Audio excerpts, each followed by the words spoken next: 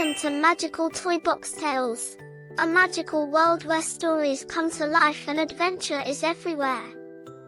Hi, friends. I'm Sluggle Sprout. Ready to dream, imagine, and explore.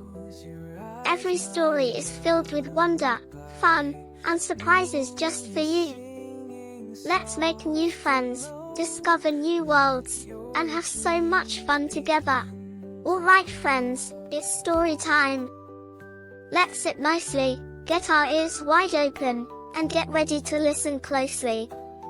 I can see some eager faces already. Well done! Who's ready to hear an amazing story? Okay, here we go. The baby shark who forgot how to swim. Once upon a time, in the shimmering blue waters of a coral reef, a little shark named Bubbles was the fastest, most playful swimmer in his family. He loved darting through the seaweed, gliding past colorful fish, and zipping between coral arches in thrilling games of hide and seek. Every flick of his tail sent him soaring, and he felt unstoppable, until the day he crashed headfirst into a rock. The next morning, Bubbles woke up feeling strange. He tried to swim, but something was wrong. His fins felt stiff, his tail wouldn't sway, and no matter how hard he tried, he just flopped and wiggled awkwardly in the sand. A panic bubbled in his chest. What if my family laughs at me? What if they think I'm not a real shark anymore? Worse, what if I never swim again? Would he have to walk everywhere like a crab? The very thought made his gills tighten. Determined to fix the problem on his own, Bubbles set off on a secret mission. He tried everything. Dog paddling like a lost puppy fish, but that only made him sink. Twirling like a confused jellyfish, but that left him dizzy. Propelling himself forward with sneezes, but that just attracted amused looks from passing shrimp. Nothing worked. He tried swimming with a school of silver fish, but crashed straight into a clump of seaweed. And that's when he met Ollie, a quirky octopus with a head full of numbers and an obsession with solving the impossible. You need the perfect swimming formula, Ollie declared, whipping out a notepad covered in scribbles. Velocity plus fin coordination minus panic equals motion. Now, compute. Bubbles tried. He twisted into absurd angles, executed a maneuver Ollie called the hydrodynamic loop-de-loop, and nearly face-planted the seafloor. I think I just invented a new way to fall, Bubbles groaned. You just need more data. Ollie insisted, throwing ink in excitement. Or maybe more tentacles. It works for me. But no matter how many calculations Ollie made, Bubbles still couldn't swim. Defeated, Bubbles drifted along the reef until he met Tilda, a wise old sea turtle in the middle of an important activity, napping. Tilda cracked open one eye. Even the slowest progress is still progress, she said lazily. Swimming isn't about speed, it's about trust. Trust yourself, and the water will carry you. Bubbles sighed. He'd tried everything, hadn't he? But this time, instead of forcing it, he listened. He started small, a tiny flick. A careful push. Little by little, the water responded. It lifted him, guided him. He focused on the feel of the current, the way the water moved around him. Slowly, the motion started to feel familiar again. But something still held him back. Just when he was ready to give up, he heard familiar voices. Bubbles, we've been looking for you. His family swam toward him, their voices full of warmth. Instead of laughing, they cheered him on. Instead of doubting him, they encouraged every tiny movement. We thought you might be scared, his mother said gently. So we came to help. You don't have to do this alone. And that's when Bubbles realized the truth, he hadn't forgotten how to swim. He had just been too scared to fail in front of them. With their support, he took a deep breath and, whoosh! He swam forward. And then, to everyone's surprise, he even discovered a brand new trick, swimming backward. Whoa! That's incredible, his siblings gasped. Did you plan that? Ollie asked, scribbling furiously on his notepad. Bubbles grinned. Totally. As he swam through the waves with newfound confidence, he realized the most important lesson of all. Sometimes, the only thing holding you back is your own fear. And when you let go of doubt, embrace support, and maybe even attempt a ridiculous loop-de-loop, you might just discover something extraordinary. He knew now that he'd never forget how to swim, not as long as he believed in himself and had family by his side. The end. Everyone faces challenges, and it's okay to feel frustrated or unsure. Trying and failing is just part of learning. Like Bubbles, don't be afraid to try. Even if something feels hard, keep going, trust yourself, and take it one step at a time. And always remember, your friends and family are there to help you along the way. The penguin who wanted to be a pink flamingo. Once upon a time, the frozen shores of Antarctica, where the wind howled and the ocean shimmered like a sheet of glass, lived a little penguin named Percy. Percy was no ordinary penguin. While his friends were happy waddling around in their black and white tuxedos, Percy longed to stand out. Every year, a flock of tall, graceful flamingos would visit their icy home for a short rest before continuing their long journey. Their pink feathers were like fluffy clouds at sunset, their legs like candy canes. Percy was mesmerized.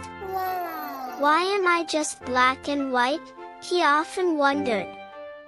Flamingos look so special. If I were pink, I'd be special too. One day, after watching the flamingos strut proudly along the shore, Percy decided he had to become one of them. He was determined to turn himself pink, no matter what it took.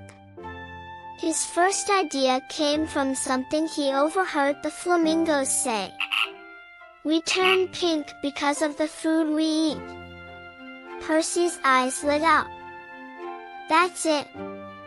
He rushed off in search of anything red or pink to eat. He found a pile of bright red berries washed up on the shore. Without a second thought, he gobbled them up. Go! Then he waited. And waited. "Do I look pink yet?" he asked his friend Wally, spinning in circles.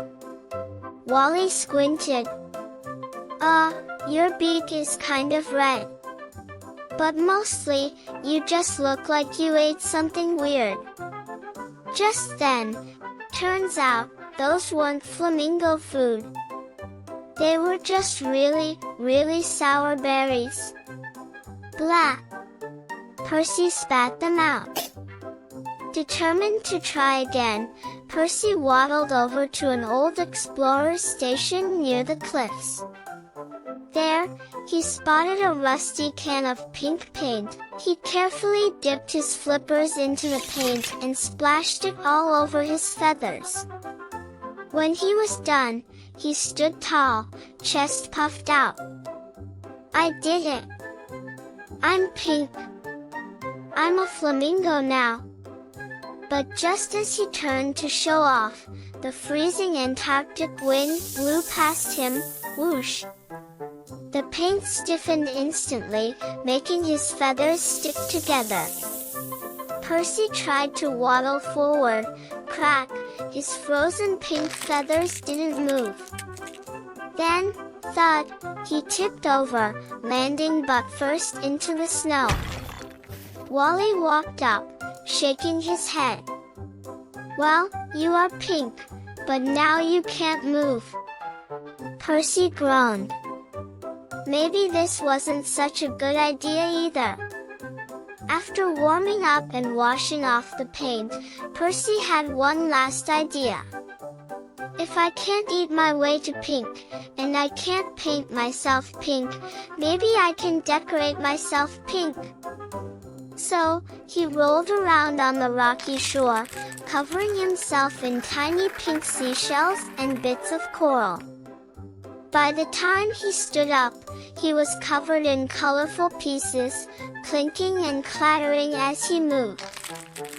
He proudly waddled toward the other penguins, hoping they would be amazed. But instead, snap! A tiny crab, hidden in the coral, pinched Percy's flipper. Yeo! Percy squawked, flapping wildly. The coral pieces scattered everywhere, and the crab scuttled off, grumpy and unimpressed. Percy sighed and plopped down on the icy ground. No matter what I try, I'll never be a flamingo. Feeling defeated, Percy gazed at his reflection in the waves, just black and white. Then he noticed something. Nearby, a flamingo flailed, struggling to stay upright. "How do you penguins do this?" she huffed. Percy chuckled. "We're built for it." She sighed. "I wish I could swim like you. You glide through the waves like they're part of you." Percy's heart swelled. "You're right. I can swim super fast." Percy realized in that moment that he didn't need to be pink because he can just be himself. He dives confidently in the Arctic water. That night, as Percy huddled close with his fellow penguins under the glowing Antarctic sky, he smiled. Maybe he wasn't pink. Maybe he wasn't tall. Maybe he wasn't a flamingo. But he was a penguin. And that was pretty amazing, too. The end. Percy thought that being different, like turning pink, would make him special. But after lots of silly adventures, he discovered that he was already special just by being himself. Trying to be something you're not won't make you happy, but loving who you are will. In the end, Percy found joy in being a penguin, showing us all that confidence and happiness come from being yourself. The Duck Who Wanted a Roaring Quack. Once upon a time, in a quiet little pond, there lived a small duck named Dorothy. Dorothy had a soft quack, so soft that sometimes the other animals didn't hear her. One evening, as the golden sun dipped behind the trees and the moon lit the pond water, Dorothy sighed. "I wish my quack was louder. Then everyone would listen to me." Her best friends, Freddie the Frog and Penny the Swan, sat beside her. Freddie's big, curious eyes twinkled. "I have just the thing. A special potion made with a little bit of pond juice, a little bit of glitter, and a tiny sprinkle of magic." Dorothy hesitated. "Are you sure it's safe?" Freddie chuckled. "Safe-ish." Penny raised an eyebrow. "Freddie, are you really sure about this?" Freddie grinned. "Trust me. It'll work." So, with a deep breath, Dorothy took a big gulp of the shimmering potion. Suddenly, she began to glow like a firefly in the night. Freddie? What's happening?" Dorothy asked, eyes wide. Freddie clapped his webbed fingers. "It's working. Now try to quack." Dorothy took a deep breath. Quack! Quack! Quack! The sound was so loud it shook the trees, sent birds flying, and made ripples dance across the pond. Penny covered her ears. Dorothy! That's too loud. Dorothy's new quack was so powerful that all the animals in the pond ran for cover. The frogs leaped into the water, the fish darted deeper into the pond, and even the wind seemed to whisper, "Too loud." Dorothy looked around, worried. Oh no. I didn't mean to scare everyone. I just wanted them to hear me. Freddy scratched his head. Maybe we need to reverse the potion? Penny nodded. But how? Freddy thought for a moment, then his face lit up. I know. Silent spring water. If Dorothy drinks it, it'll balance the potion. So off they went, deep into the forest. They tiptoed past sleepy turtles, hopped over fallen logs, and finally reached a hidden spring where the water shimmered under the moonlight. Freddy carefully scooped up a cup of the magical water. Here, Dorothy. This should help. Dorothy hesitated. Are you sure? Penny smiled. Only one way to find out. Dorothy took a sip. Instantly, the glowing faded, and she felt normal again. She took a deep breath and quacked softly. Quack, quack. Freddy cheered. It worked. Penny beamed. And now, your quack is just right, not too loud, not too quiet. Just you. Dorothy took a deep breath, looking out at the pond.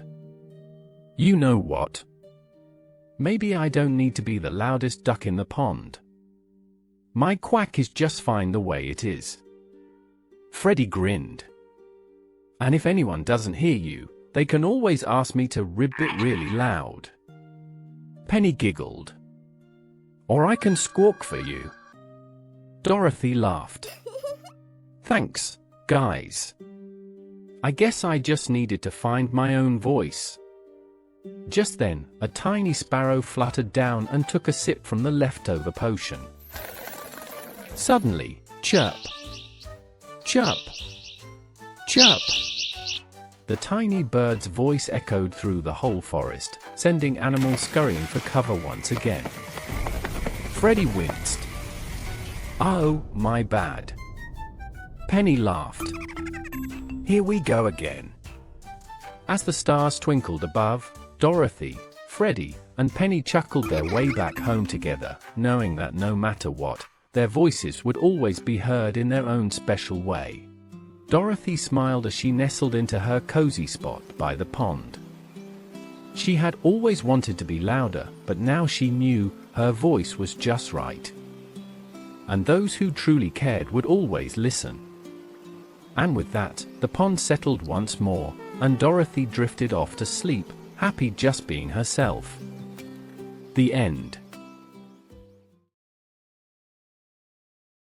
Dorothy's story teaches us the importance of self-acceptance and finding one's own voice.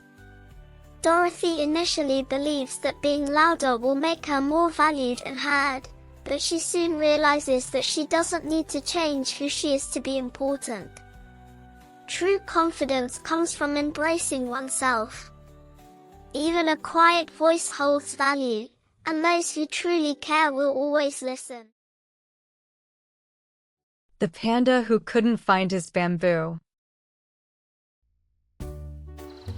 Once upon a time, where the morning sun peeked through the thick canopy of the forest, casting warm golden light over the soft green moss. Birds sang their morning songs, leaves rustled in the breeze, and everything was peaceful, so it seemed, except for one very distressed panda. Paxton the panda was in a panic. His fluffy paws dug frantically through a pile of leaves, tossing them left and right. His round, black and white face twisted in frustration. "Where is it? Where is it?" he cried.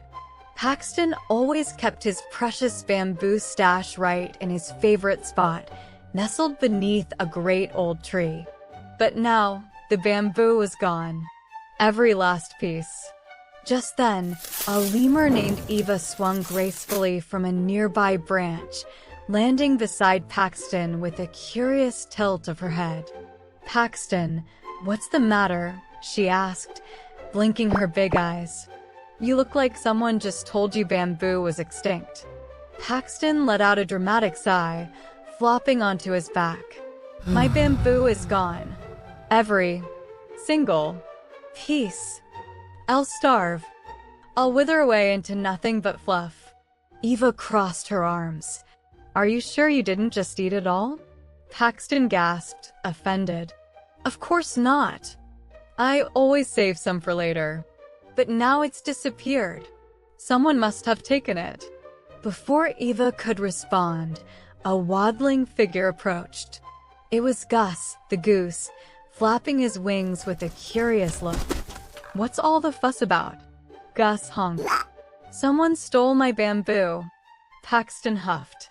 "And I refuse to eat anything else." Gus chuckled. "Oh, come on, Paxton. The forest is full of food. Try some berries, or maybe some grass." Paxton glared. "I don't want berries. I don't want grass. I want bamboo." Eva tapped her chin thoughtfully.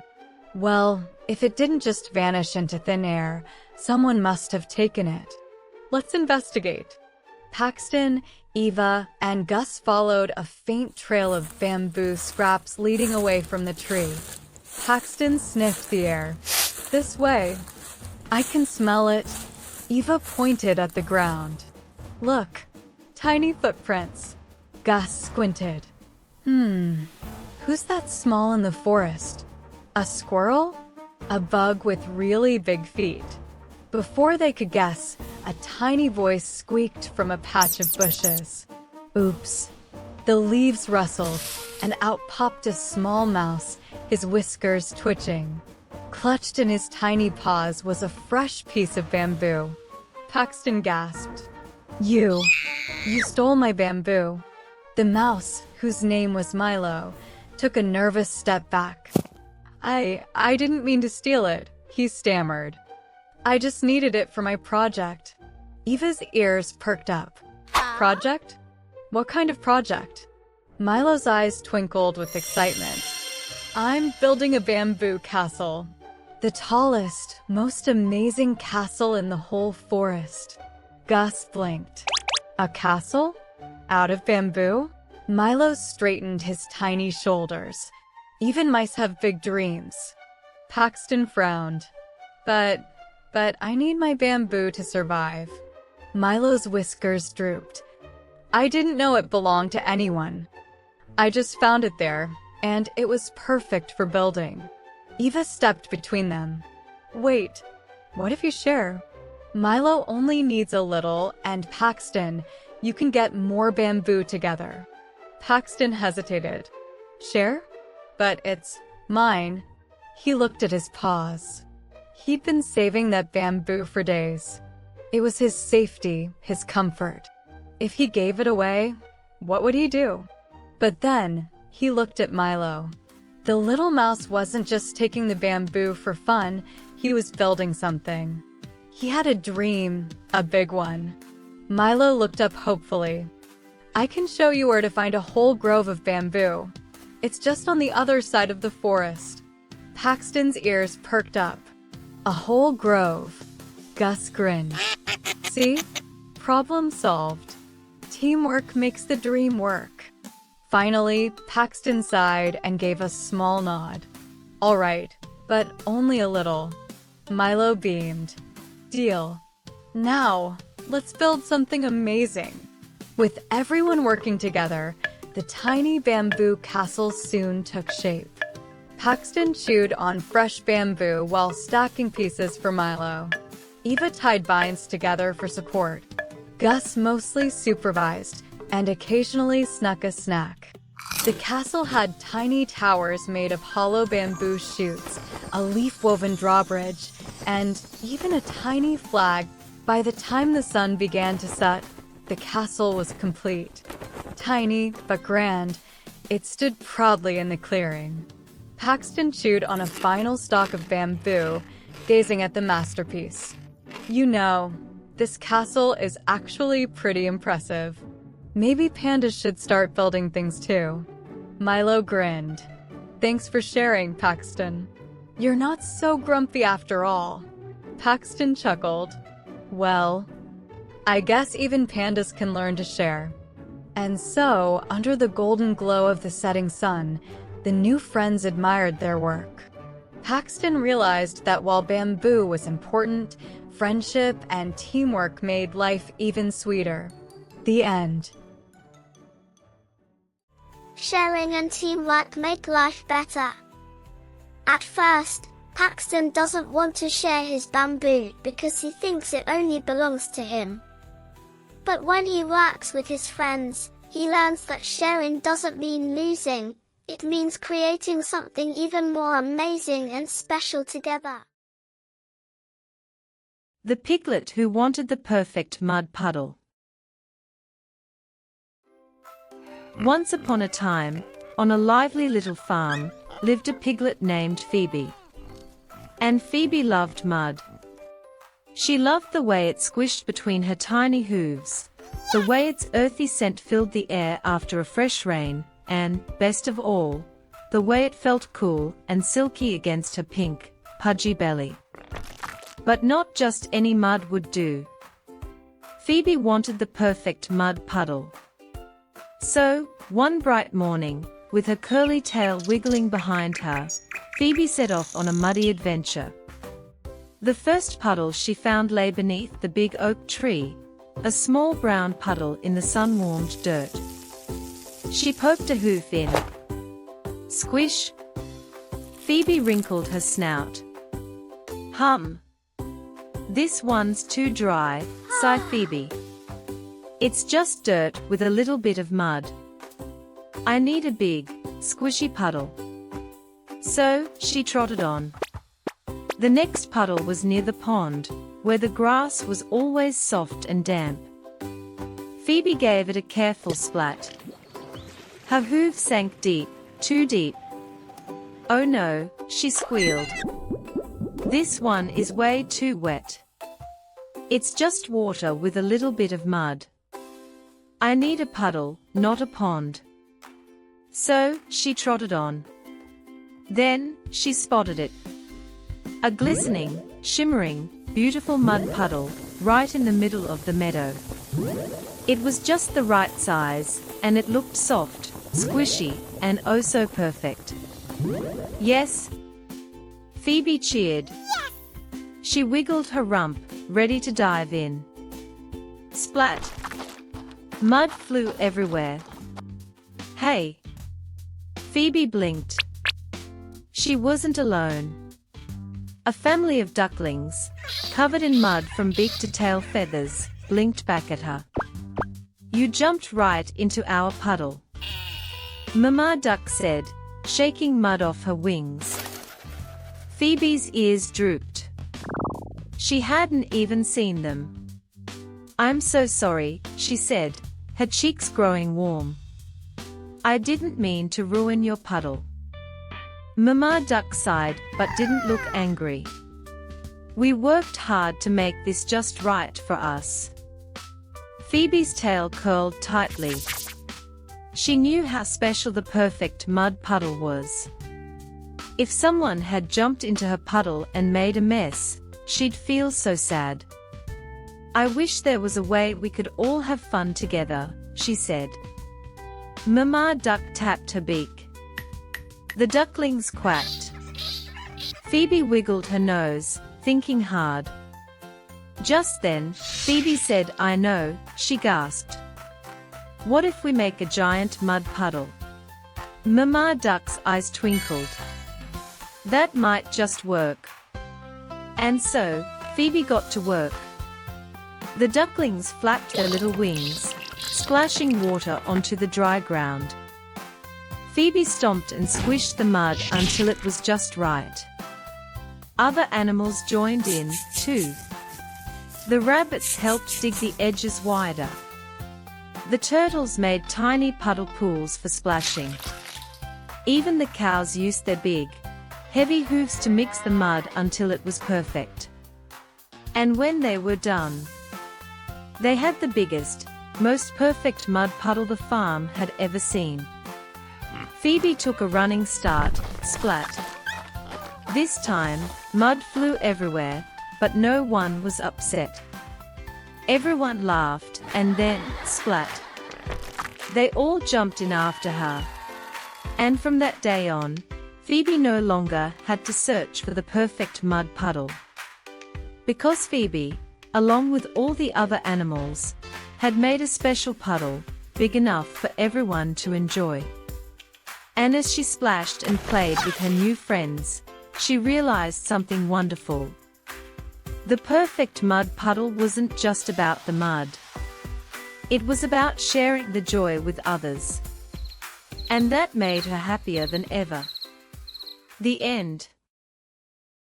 Phoebe learns that even when she's excited, she should be careful not to mess up someone else's fun. Instead of feeling bad, she works with her friends to make something even better. By sharing and working together, everyone gets to have more fun. The lion who was scared of his own roar. Once upon a time, in the heart of the golden savannah, where the grass swayed like waves in the wind and the acacia trees stretched their branches toward the sky, there lived a young lion named Leo. Leo was no ordinary lion. His paws were as big as dinner plates, his mane was fluffier than a cloud, and he had something that made him stand out even more, a roar louder than any lion had ever had before. But Leo didn't like his roar. Every time he let out even the tiniest growl, the ground rumbled beneath him. Birds would burst from the trees, zebras would jump and scatter, and even the elephants, the biggest animals of all, would flap their ears in surprise. It made Leo feel terrible. I don't want to scare everyone, he thought. Maybe if I stay quiet, I won't bother anyone. So, Leo stopped roaring. He spoke only in whispers. When the other young lions practiced their mighty calls at sunset, he pretended to yawn or conveniently have something stuck in his teeth. One summer, the rains didn't come. The once sparkling river shrank until it was nothing more than a muddy trickle. The leaves on the trees turned brown and brittle, and the sun felt hotter than ever. The animals of the savannah gathered at the watering hole, staring at the dry, cracked earth where water used to flow. "The river is almost gone," cried Tula the giraffe, stretching her long neck to look in every direction. "We must find another water source, or we will all go thirsty," said Babu the buffalo, stomping his heavy hooves. "The elephants say there's a great lake beyond the distant hills," said Zula the zebra, her black and white stripes coated in dust. "But it's too far for us to reach without help." The animals needed to call for the distant herds, the ones who lived by the lake. Maybe they could guide them there. "But how?" asked Monarchies. "Our voices won't reach that far." The zebras neighed. Even the elephants trumpeted, raising their trunks high. But their voices barely echoed beyond the trees. Tula turned her big, gentle eyes to Leo. "Leo, your roar is the loudest in the land. If you call for help, they will hear you." Leo's heart pounded. He had spent his whole life trying not to roar. He had buried his voice deep inside, afraid of the way it shook the world. What if he scared everyone? What if his roar was too loud, too much? His paws trembled. His ears drooped. I can't," he whispered. The animals looked at him with hope in their eyes. The cubs huddled close to their mothers, their little tongues dry from thirst. A baby elephant tried to sip from the empty riverbed, but only dust rose up. Leo swallowed hard. This wasn't about being too loud. This was about being brave. And deep inside, something told him that this time, being heard was exactly what he needed to do. Leo took a deep, deep breath. He closed his eyes and planted his paws firmly on the ground. He felt the strength of his ancestors, the mighty lions before him, and the courage of every animal around him. Then, from the very depths of his chest, he let out a roar. It shook the trees. It rippled through the grasslands. It echoed across the hills and valleys, carried by the wind like a song of thunder. Birds took flight, not in fear, but as messengers. The ground trembled, not in danger, but with power. And far, far away, they heard him. Beyond the hills, the distant herds lifted their heads. The elephants by the lake flapped their ears. The antelopes twitched their ears. The wildebeest stamped their hooves. "They need help," cried an old rhino. Without hesitation, the herds began to move. The elephants led the way, their mighty steps pounding the earth. The wildebeests and zebras followed, kicking up clouds of dust as they rushed toward the savannah. And soon, like a great river of life, they arrived. They guided the thirsty animals toward the great lake, where the water sparkled in the golden sunlight. The cubs splashed in the cool water, the elephants sprayed their backs, and the zebras drank deeply, their bellies full and happy. Leo watched, his heart swelling with something he hadn't felt before, pride. His roar, the thing he had always feared, had turned out to be his greatest gift. From that day on, Leo never hid his voice again.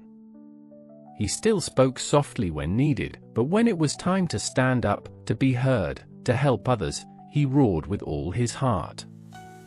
And when the animals heard it, they didn't run away. They cheered. And under the soft glow of the setting sun, as the savannah rested once more, Leo lifted his head, took a deep breath, and let out a final gentle, happy roar into the twilight sky. The end. Leo learns that his big roar, something he used to feel shy about, is actually a special gift. He realizes that speaking up, even when it feels scary, can help others and even save the day. Being brave doesn't mean you're never afraid, it means doing the right thing, even when you are. Leo finds his courage not just for himself, but for his friends, showing that true strength comes from the heart. This story teaches us to believe in ourselves, be confident, and use our voices to help others. The baby bear who got into a sticky situation. Once upon a time, deep in the heart of the woods, where the trees swayed like gentle dancers and the rivers hummed sweet melodies, lived a kind and gentle bear named Bammy. Bammy wasn't like other bears who gobbled up honey without thinking. She loved the golden treat, but she also cared about the bees who made it. One bright morning, as Bammy padded through the woods, a delicious scent tickled her nose. She followed it until she reached an old oak tree, with a hive so big it almost looked like a honey castle. Golden honey dripped from the edges, glistening in the sunlight. Bammy's tummy rumbled.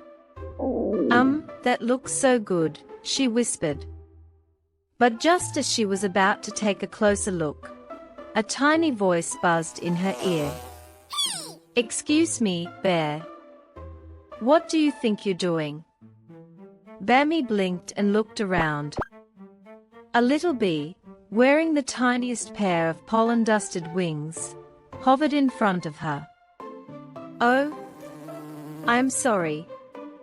I wasn't going to take any. Well, I was thinking about it, but I didn't want to upset you," Bammy admitted.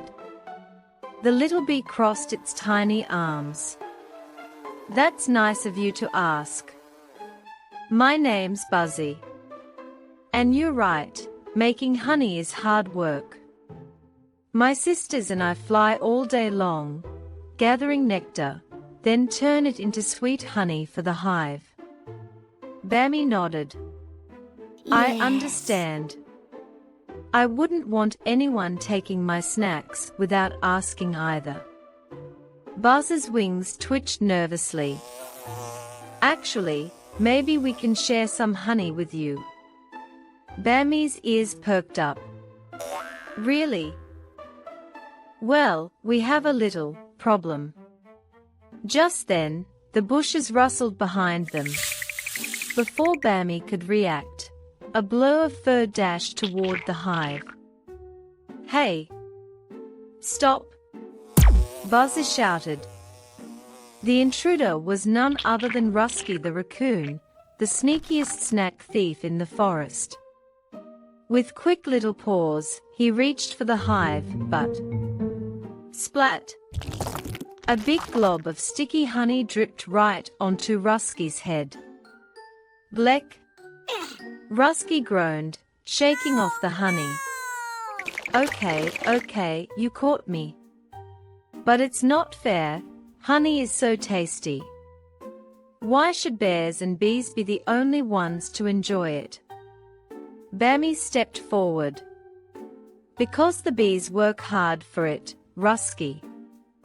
You can't just take things that don't belong to you. Rusky crossed his arms. But I don't know how to make anything as good as honey. What am I supposed to do? Bammy thought for a moment. Then, she had an idea. What if you helped the bees instead of taking from them, she suggested. Rusky tilted his head. Help? How? Buzzer buzzed excitedly. Well, our hive could use some fixing. Some of the honeycombs are wobbly, and the entrance is too wide. Other animals keep sneaking in. Rusky's eyes twinkled. I am pretty good with my paws. Maybe I could help. That afternoon, Rusky, Bammy, and the bees got to work. Rusky used twigs and leaves to reinforce the hive, making it sturdier. Bammy kept watch, scaring off nosy animals who tried to sneak in. And the bees, grateful for their new helpers, worked even harder to make fresh honey. When they finished, Buzzer flew up to them. Rusky, you did a great job. The hive is stronger than ever. Rusky beamed with pride. So, does this mean I get some honey? Buzzer giggled. Of course. But this time, you earned it. The bees gave Rusky a small honeycomb piece, and they even saved a special jar for Bammy, as a thank you for protecting them. From that day on, Rusky never stole honey again. Instead, he became the bees' official honey helper, making sure the hive stayed safe and strong. And Bammy? She learned that kindness, fairness, and teamwork make everything sweeter. The end. Imagine you have a favorite snack, and someone tries to take it without asking. How would you feel? In this story, Barmy the bear learns that honey is special because bees work hard to make it. Instead of taking what isn't hers, she listens, helps, and finds a fair way to share. Even Musky the raccoon, who wanted to take honey, learns that working together is better than sneaking and stealing. When we respect others, help each other, and work as a team, everyone gets a sweet reward. The Snake Who Found a Spectacular Scarf. Once upon a time, deep in the heart of the jungle, where the trees swayed with the wind breeze and the birds chirped their morning songs, lived a slithery little snake named Simon. Simon wasn't like the other snakes. He was curious, friendly, and always looking for something new and exciting. One sunny morning, Simon was gliding through the tall grass when something caught his eye. Hanging from a low tree branch was a long, colorful piece of fabric. It rippled in the breeze, its bright colors shining in the sunlight swirled together like a rainbow. "Oh, what is this?" Simon hissed, his green eyes wide with wonder. He slithered closer and flicked his tongue. It wasn't a leaf. It wasn't a vine. It was soft and smooth. "It's so beautiful," Simon whispered. Carefully, he wrapped the fabric around his long, scaly body. It felt warm and cozy, and when he looked down, he thought he looked quite fancy. "Spectacular," he said, twisting and twirling. "This must be a scarf. And now I am the stylish Simon the Snake." Feeling proud of his new look, Simon slithered through the jungle, eager to show his friends. He imagined everyone gasping in amazement at how fashionable he looked. But as soon as he passed a group of animals, laughter filled the air. "Ha! A snake in a scarf? That's the silliest thing I've ever seen," chuckled Chaz the chimp, hanging from a vine. "Snakes don't wear scarves," hooted Otis the owl, shaking his feathery head. Even the tiny ants, marching in a line, stopped to giggle. Simon's happy heart sank. His tail drooped. "Maybe they're right," he mumbled. "Maybe scarves aren't for snakes." Feeling embarrassed, Simon slithered away, hiding under a shady bush. He looked down at his scarf. Just moments ago, it had made him feel so special. Now, it just made him feel silly. "I should just take it off," Simon sighed. But just as he was about to wiggle out of it, a strong wind whooshed through the trees. Whoosh! Up above, a panicked chirping filled the air. Simon looked up and gasped. A nest full of baby birds was teetering at the edge of a high branch. The wind had knocked it loose. Simon didn't have time to think. With a swift flick of his body, he unwrapped his scarf and flung it toward the tree. The soft fabric caught the nest just in time, wrapping around the branch like a safety belt. The baby birds chirped and wiggled, but they were safe. Their mother swooped down, her eyes wide with relief. "Oh, Simon, you saved my babies," she chirped, flapping her wings happily. Simon blinked in surprise. "I did." The other animals who had been watching fell silent. Ches the chimp scratched his head. "Whoa, that scarf is actually pretty cool." Otis the owl nodded. "Yes! And useful." The tiny ants whispered among themselves before one of them popped up, "Maybe scarves are for snakes." One by one, the animals gathered around Simon, no longer laughing but smiling. "We were wrong to tease you," said Chaz. "You wore the scarf because you liked it, and that's what matters." Simon lifted his head proudly. "Yes, I like it, and I like being me." Then something unexpected happened. Chaz found a leafy vine and tied it around his neck like a scarf. Otis tucked a feather behind his ear. Even the ants carried tiny flowers like a crown on their heads. Before long, the entire jungle was filled with animals showing off their unique styles. And at the very center of it all was Simon, the snake who turned a silly scarf into something spectacular. The end. Imagine you have a favorite hat, shirt, or even a fun costume that makes you feel special. But when you wear it, others laugh and say it's silly. How would that make you feel? That's exactly what happened to Simon the Snake when he found a colorful scarf that made him feel stylish and happy. At first, the other animals teased him because snakes don't usually wear scarves.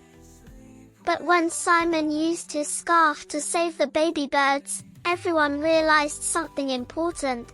It doesn't matter what others think, as long as it makes you happy, it's okay to be different. So, be proud of who you are.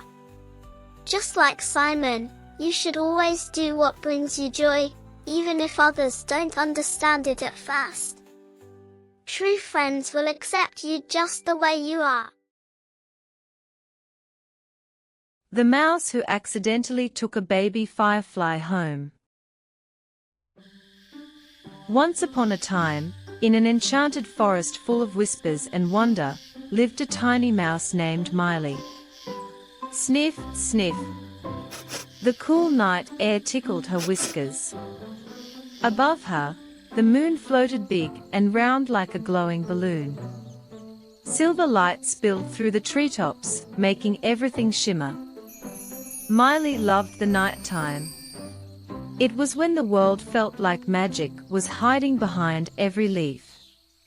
Just as she stepped onto the soft, dewy grass, blink. Something sparkled brightly in the forest. Whoa! Miley squeaked. A fallen star. A moon crumb. A glowing treasure.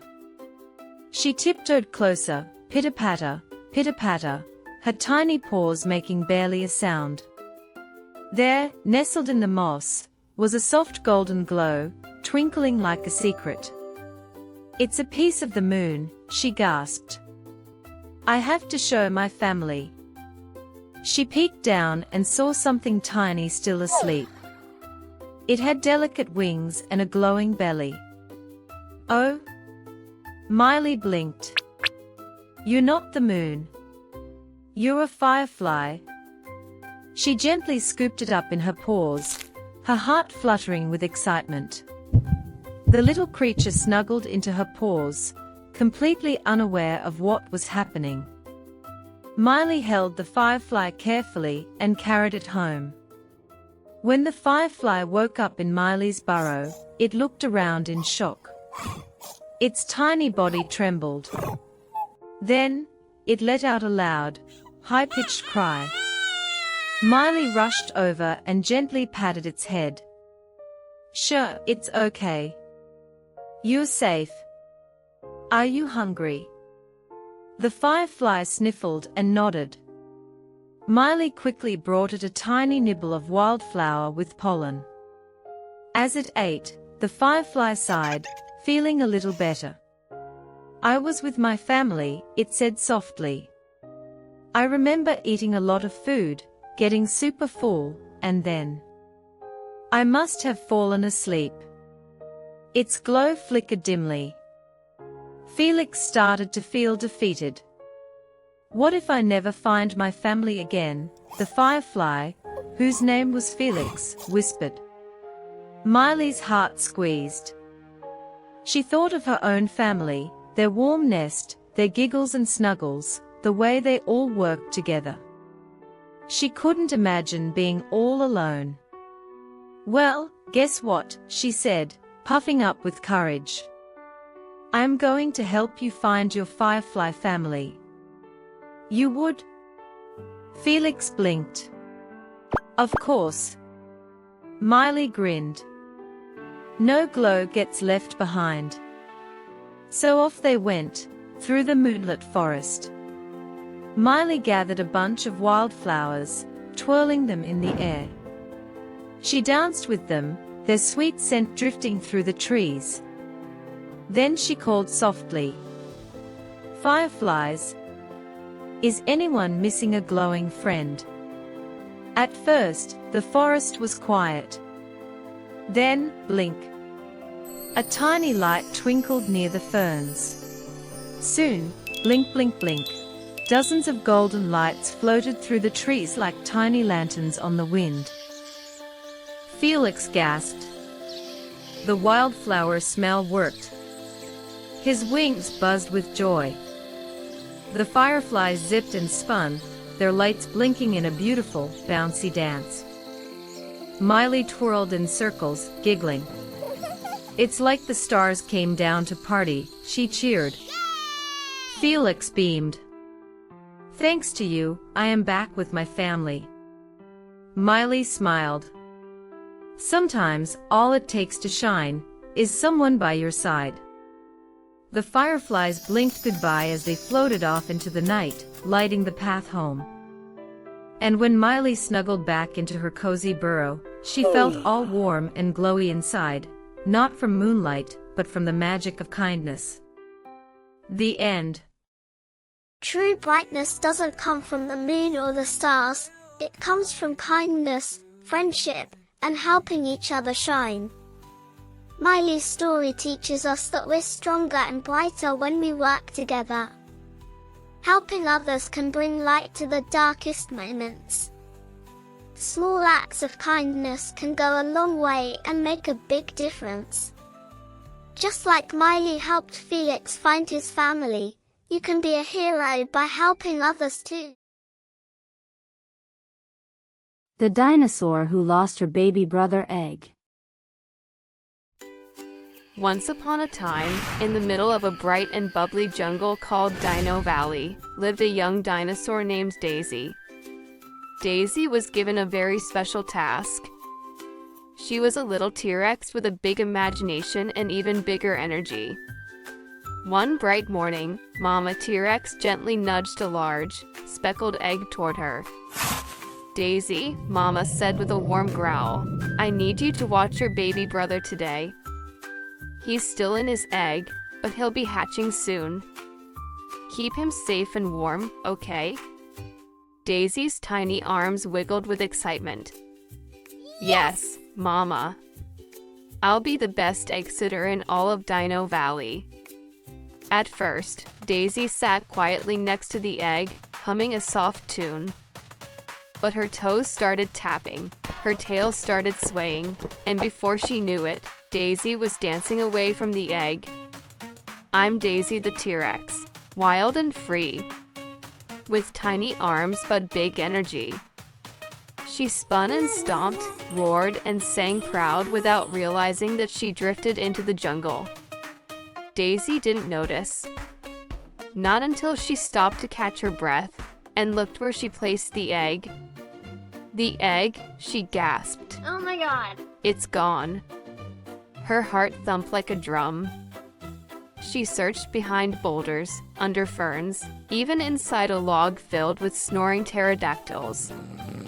No egg. Oh no, oh no, oh no. Daisy whimpered. Mama is going to flip her tail. Just then, she heard soft chirps and splashes from the stream nearby. She ran toward the sound, claws clicking against the rocks. And there, waddling through the water with a bunch of newly hatched baby dinos, was her baby brother, already hatched, chirping happily, and doing a wobbly version of her tail dance. Oh wow. "You followed my dancing." Daisy laughed. She gave him a proud nuzzle on the nose. But just then, rumble. Crack. The ground shook. A puff of smoke rose in the distance. The volcano. Daisy cried. Lava was bubbling up, and the stream the babies were playing in led right toward it. Daisy took a deep breath. Okay. I've got this." She turned to the baby dinos and began to stomp in rhythm. Stomp, stomp, roar. Stomp, stomp, roar. The babies giggled and followed. Daisy danced and led them through the trees, around twisty vines, and under a big rock arch to a safe hill far away from the volcano. Mama T-Rex was waiting at the top of the hill. Her eyes widened when she saw Daisy leading a whole parade of dancing dino babies. "Daisy," she roared. "You saved them," said Mama T-Rex. "I'm sorry I lost the egg," Daisy said. "I got distracted by dancing, but then he hatched, and then..." Mama smiled. "It's okay, Daisy. I am so proud of you. You found your strength. You used your voice and your spirit to keep everyone safe. That's what being a big sister is all about." From that day on, Daisy the T-Rex dinosaur became a legend in Dino Valley. Not for being the biggest or the loudest, but for being the T-Rex with tiny arms, a huge heart, and a dance that could lead the way. The end. This story teaches us that everyone has special strengths, even if you're a little T-Rex with tiny arms.